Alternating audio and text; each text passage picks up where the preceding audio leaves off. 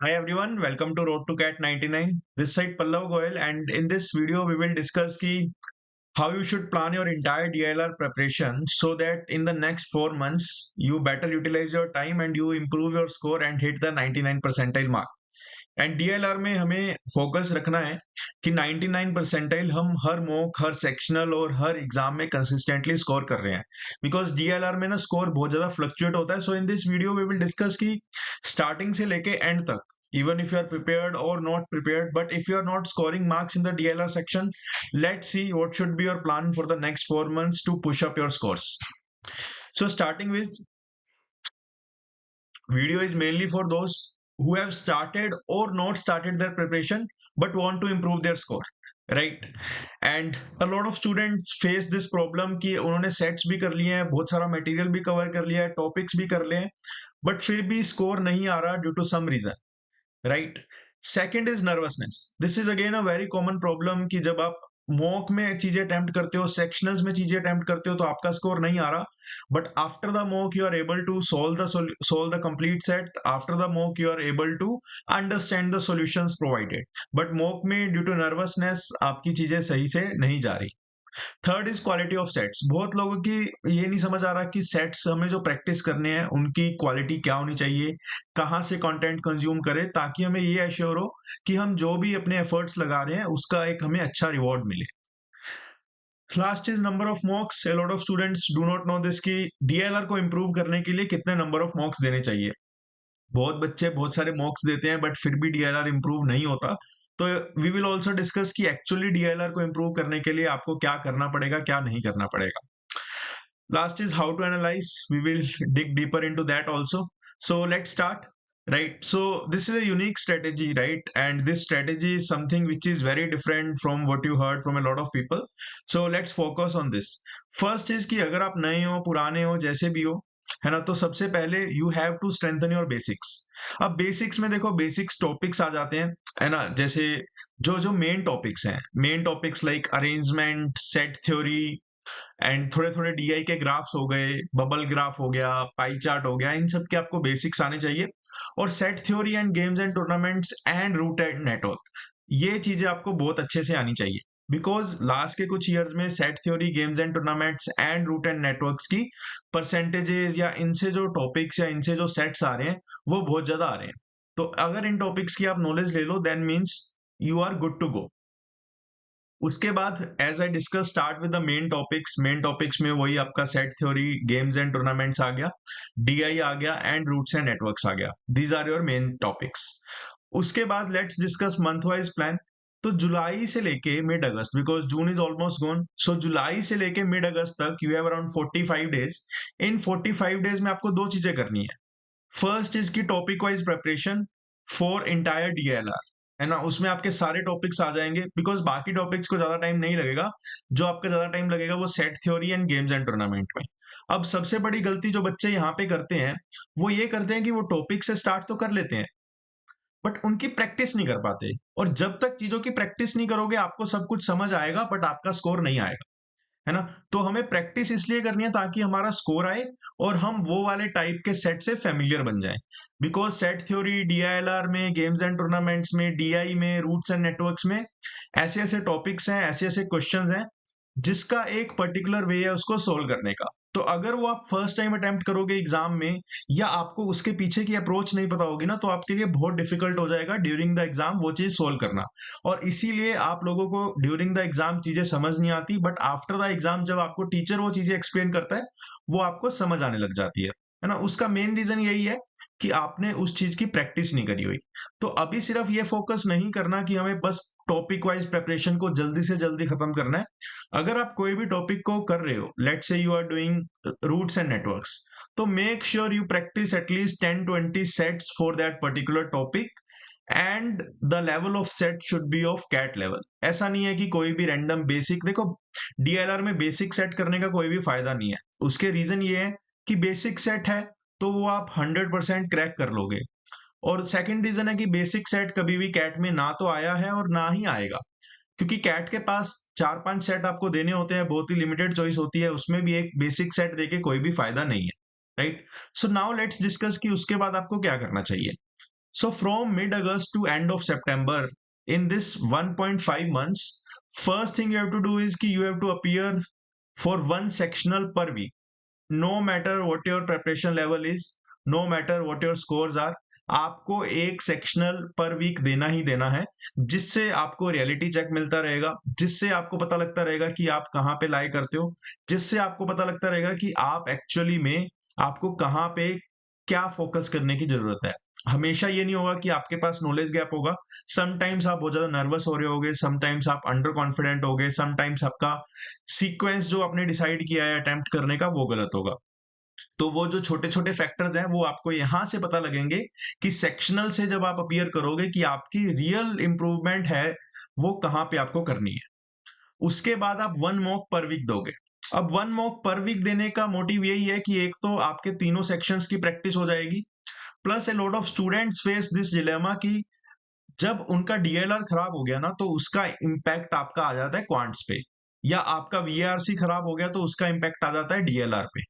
तो मॉक से आपको पता लगेगा कि आपका अगर डीएलआर खराब हुआ है तो क्या आपका क्वांट्स खराब हो रहा है। अगर ऐसा हो रहा है then again you have to improve your soft characteristics. ठीक है, आप कैसे बिहेव कर रहे हो, आप खुद को कॉन्फिडेंस फील क्यों नहीं करवा रहे एग्जाम में, आप नर्वस क्यों हो रहे हो। आई थिंक वो सब चीजों के लिए you should be your mentor, you should not be asking someone else because you know how you behave when you are not able to solve the things. और वहीं आपको थोड़ा सा दिमाग लगाना है कि अगर मैं काम रहता तो शायद मैं टाइम भी सेव कर लेता और शायद मैं थोड़े से बेटर नंबर लेके आ सकता था, है ना। मैंने सोचा था 95 प्लस लेके आऊंगा, वो तो नहीं लेके आ पाता, बट जितना अभी मैं लेके आया हूं उससे मैं बेटर स्कोर कर लेता। तो एक तो आपका डीएलआर को, सिर्फ डीएलआर को हैंडल कैसे करना है वो आपका आ जाएगा वीकली सेक्शनल से, और पूरे ओवरऑल मॉक को कैसे देखना है, कैसे प्रेशर को हैंडल करना है वो आपका आ जाएगा one mock per week from अगस्त टू एंड ऑफ सितंबर। उसके बाद 3 सेट्स पर डे आपको करने ही करने हैं, 2 और 3 सेट्स पर डे। जो बहुत ही नया है कैट प्रेप में उसको 3 sets per day is advisable, ताकि आपकी मैक्सिमम वैरायटी कवर हो जाए, है ना। और आपका दिमाग जितना खुल सके, जितना आपके पास डिफरेंट डिफरेंट अप्रोचेज आ सके, वो आप दिन के अगर 3 सेट्स करोगे that is more than enough for that purpose, right. 2 set भी कर सकते हो, 2 is also not a bad number, but 2 से कम मत करना, बिकॉज अगर उससे कम करोगे तो आपका डीएलआर से कंसिस्टेंसी और टच छूट जाएगा, और उसके बाद फिर कोप अप करना at the end of 2 months 3 months बहुत सारा डिफिकल्ट हो जाता है। सो ट्राई करना कि मिड अगस्त से एंड सितंबर तक जो आपका डीएलआर का मेजर इंप्रूवमेंट है, मेजर लर्निंग है, वो सारा आप वहां पे खत्म कर दो। उसके बाद अक्टूबर से नवंबर आपको क्या करना है, एक तो मॉक्स पे फोकस करना है और एक कैट लेवल सेट्स पे फोकस करना है। फर्स्ट की मॉक जितने भी दे पाओ उतने दे दो, और कैट लेवल सेट्स है ना। अब कैट लेवल सेट का मतलब ये नहीं है कि अगेन जैसे मैंने कल एओन वाली वीडियो में डिस्कस किया था कि उसका मतलब ये नहीं है कि आप हायर डिफिकल्टी लेवल की चीजें प्रिपेयर करो। अगर आपको पता है कि कैट ऐसी डिफिकल्टी लेवल पूछता है तो उससे ज्यादा डिफिकल्टी वाले सेट्स करने का कोई भी मतलब नहीं है। बहुत सारे स्टूडेंट्स उससे ज्यादा डिफिकल्टी वाले सेट्स करते हैं, बट उसमें मुझे कोई भी पॉइंट नहीं लगता। सो आई वुड नॉट सजेस्ट कि आप बहुत एक्सट्रीम डिफिकल्टी के सेट्स करो, and I would not suggest कि आप बहुत बेसिक सेट करो। तो जो एक अच्छे लेवल के सेट्स हैं आपको वही अटेम्प्ट करने चाहिए। उसके बाद this I want to highly focus on कि you should focus on quality and not the quantity. आपने देखा होगा, देखो let's read. Ram practiced all playlists from different YouTube channels and scored 60 percentile, but Sham did the same and scored 99 percentile.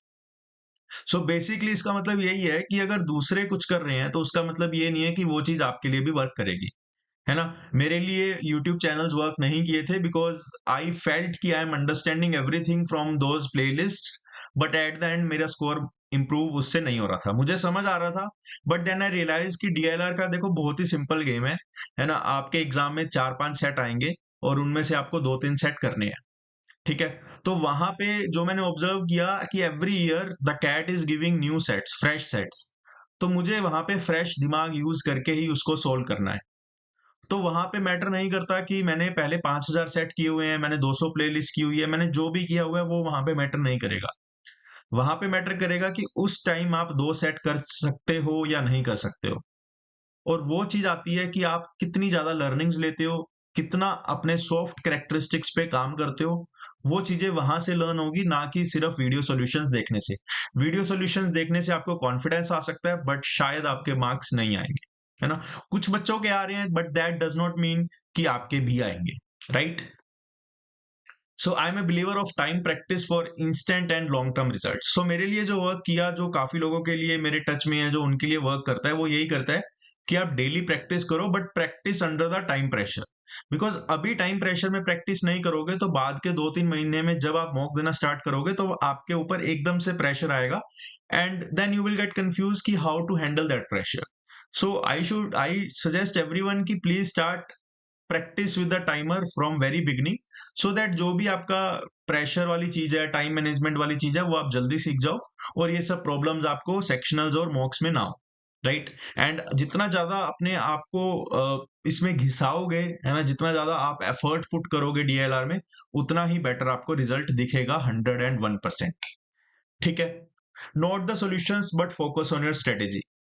A lot of students do this mistake कि let's say DLR का score खराब आया कोई mock में, तो वहां पे वो टीचर के सॉल्यूशंस देखते हैं 4-5 सेट्स के, और उनको लगता है कि यही एनालिसिस था और ये आपका एनालिसिस वहां पे खत्म हो गया। बट डीएलआर का जब भी एनालिसिस करोगे तब आपको फोकस करना है कि आपकी स्ट्रेटेजी क्या होनी चाहिए थी, right. 50% contribution comes from your knowledge and 50% contribution comes from how you attempt that particular sectional, right. तो अगर जब भी डीएलआर सेक्शन अटेम्प्ट करोगे तो आपने ये अपने आप से पूछना है कि क्या मैंने राइट सेट से स्टार्ट किया था, क्या कुछ टाइम के बाद जब मैं नर्वस फील हो रहा था या जब मुझे वो सेट सोल्व नहीं हो रहा था, तो क्या मैंने राइट टाइम के बाद वो सेट को लीव किया। उसके बाद अगर मैंने 10-15 मिनट वेस्ट किए तो बाकी का टाइम मैंने कैसे यूटिलाइज किया। तो ये छोटी छोटी चीजें बहुत ज्यादा मैटर करती है, और जब तक आप इस चीजों पे फोकस नहीं करोगे तब तक ना ही तो आपका कैट स्कोर बढ़ेगा, और ना ही आपको ये रियलाइज होगा कि ये चीजों की क्या इंपॉर्टेंस है, क्या वैल्यू है। Master set selection and sequence techniques. More than the knowledge, more than the topics, more than the number of sets, I think this should be your second or third priority, right? कि you have to master the art of set selection and how to sequence or how to decide the order of those sets. 4-5 set आते हैं, पहले 3-4 minute आपको invest करने चाहिए, 5-6 minutes invest करने चाहिए इस बात पे कि एक बार आप सारे सेट्स को गो थ्रू कर लो। And I always repeat that कि डू नॉट जज any set by just text, by pictures, by words, by questions. No, go through the entire set. अगर वो आपके कंफर्ट एरिया से है तब भी वो बहुत डिफिकल्ट हो सकता है, और शायद ऐसे टॉपिक्स हैं जो आपको नहीं पता, but set turns out to be the easiest one. तो सारे सेट को जो जज करना है वो पूरा सेट पढ़ के जज करना है, और 5-6 मिनट बाद आपको एक अच्छा सा ऑर्डर डिसाइड करना है कि मैं इस ऑर्डर में सेट्स को अटेम्प्ट करूंगा, और उस ऑर्डर में आपको सेट को अटेम्प्ट करना है। एंड अगर कोई दिक्कत आए तो you should have backup plans also, you should have multiple backup plans. और ये सब चीजें लेक्चर से समझ नहीं आएंगी, ये सब चीजें तब समझ आएगी जब आप एक्चुअली प्रिपेयर करोगे वो चीजों के लिए, जब आप एक्चुअली मिस्टेक करोगे, जब आप एक्चुअली अपीयर करोगे सेक्शनल्स में, तब आपको पता लगेगा कि आप गलती कहाँ पे करते हो। Because everyone is different, everyone behaves differently in the DLR.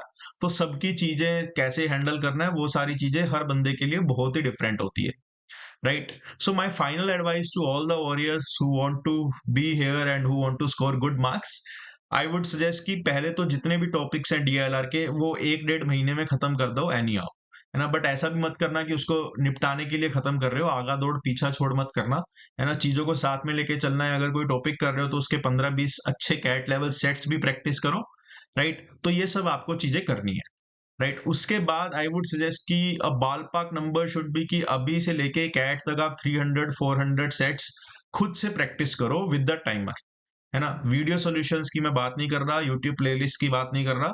खुद से टाइमर के साथ जितना प्रैक्टिस करोगे उतना बेटर रहोगे टाइम मैनेजमेंट में, प्रेशर हैंडलिंग में। Third is 30 sectionals plus 50 mocks. This should be your target कि कैट तक मुझे around 30, sorry, I think the text is switched. So you should be focusing on 30 mocks and 15 sectionals, right? So this is not 30 sectional, this is 30 mocks plus 15 sectionals. ये आपका focus होना चाहिए CAT तक। And sequence I highly emphasize on this कि आपको पता होना चाहिए कि आपका सेट का सीक्वेंस क्या है। Again believe me, 50% game lies here, right. 50% game lies here. Make notes of your behaviour. just do not note the topic formula, make notes of how you behave during that particular DILR sectional attempt and then improve on that, right? What I used to do is कि मैं एक ने notebook बनाया हुआ था और उस पे लिखता था कि मैंने गलत बिहेवियर कैसे किया, और मॉक से पहले मैं वो नोटबुक को गो थ्रू करता था। हार्डली 10-15 लाइंस थी कि कभी कभी मैं नर्वस हो गया, कभी अंडर कॉन्फिडेंट फील करने लग गया, तो मैं याद रखता था कि मैंने लास्ट टाइम ऐसा किया था जिस वजह से मेरा पूरा अटेम्प्ट खराब हो गया था, अभी मुझे नहीं करना। तो बहुत ही स्लो प्रोसेस है, बट एक बार आप वहां पे बहुत अच्छा परफॉर्म करने लग गए, then you don't have to look back, right? Brainstorm on papers from CAT 2017 to 2024. I highly request all of you to start attempting the actual CAT level sets, the sets that actually came in the exam. वहां से आपको पता लगेगा कि examiner आपसे पूछना क्या चाहता है, और वहां से आपको पता लगेगा कि जो आप सोच रहे हो कि आपको 500,000 सेट करने हैं वो रिक्वायर्ड है या नहीं है ना? तो ये सब करो, एंड ये सब से I am 100% sure a lot of things gonna improve. Plus, my final advice is this one only: just take a screenshot of that, just take a printout of this and paste it on your desk, और बार बार यही देखो कि बस आपका यही इतना ही होना चाहिए, क्योंकि चीजों को कॉम्प्लेक्स करते जाओगे, मॉक्स देने हैं, मॉक्स को इकट्ठा करना है, पास्ट ईयर मॉक्स देने हैं, ये प्लेलिस्ट करनी है, वो प्लेलिस्ट करनी है, और आपको लगेगा स्कोर इंप्रूव हो रहा है। Believe me, every year I mentor a lot of students, और ऐसा नहीं होता है ना? तो ये गलत फहमी से आप बाहर निकल जाओ। तो start attempting the things, start doing the things, start putting the efforts in a direction where you have some good rewards, right? So that's it for the today's video. And if you want to improve quants and DLR, so we have launched our final last batch starting from this July, right? And we will be covering entire syllabus from basics to advanced. You will have personalized prep, you have one-to-one mentorship, but this batch is just for quants and DLR. We do not coach for VRC because we believe that VRC is an area where practice can help you more than a mentor's advice. So we focus on that in the VRC, but for the quants and DLR, we have well established plan, content, classes, everything, and everything is taken care by me only. So there is no external faculty or something like that, right? I handle everything, marketing, whatever it is, right? Creating content, taking classes, giving one-to-one mentorship, solving the doubts. I handle everything very well, right? It would not happen like I'm marketing this course or promoting my course and then some external faculty will join you for DLR or for quants. No, everything is there prepared by me only. Plus, one-to-one mentorship is something on which I and my students are very proud of, because you can have unlimited number of mentorship sessions. And what I believe is कि एक point के बाद, after covering the syllabus, after appearing for mocks, you need a mentor with whom you can discuss your weakness and have a good plan. So that's it. See you on the other side. Best of luck for your cat. Thank you. Please like this channel, subscribe this channel, follow whatever you want to. Good luck.